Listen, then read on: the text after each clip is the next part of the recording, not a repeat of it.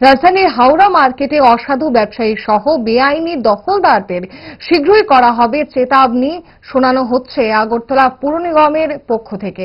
আজ সংবাদ মাধ্যমে খোলাখুলি জানিয়েছেন আগরতলা পুর নিগমের মেয়র দীপক মজুমদার।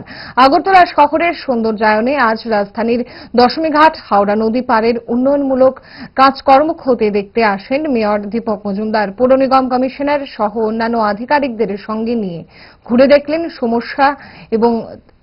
সমস্য কাজকর্ম। আগামী দিনে হাওড়া মার্কেট সহ রাজধানীর প্রতিটি বড় বাজারকে উন্নত এবং আধুনিক পন্থায় গড়ে তোলার কাজ জানিয়েছেন মেয়র দীপক মজুমদার।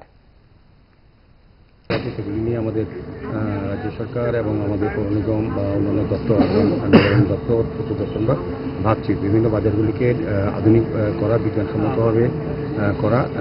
সেভাবে আমরা চেষ্টা করছি যে হাওড়া মার্কেট যেটা এটা অনেক আগে থেকে ছিল, এখানে যারা ব্যবসা করেন এবং তার থেকে বেশি অসাধু ব্যবসায়ী মানে যারা অনৈতিকভাবে এখানে দখল করে বসে আছে এবং নেশার একটা আখড়া অনেকের অভিযোগ। সেই অভিযোগ রেখে আমরা এর মধ্যে হাওড়া মার্কেটের সঙ্গে যারা ব্যবসায়ী যুক্ত আছেন তাদের সঙ্গে আলোচনা বলবো, এটাকে একটা সিস্টেমে আনা যায়। এবং যেহেতু এত টাকা খরচা, প্রায় 100 কোটি টাকা খরচা করে এই নদীর পাড়টা সৌন্দর্যন করা হয়েছে, এটা যাতে তার সঙ্গে একটা মিল থাকে, সাদৃশ্য রেখে যাতে ব্যবসায়ীরা ব্যবসা করেন সেদিকে তাদেরকে নির্দেশ দেওয়া হবে, প্রয়োজনে আইনগত ব্যবস্থা গ্রহণ করা হবে।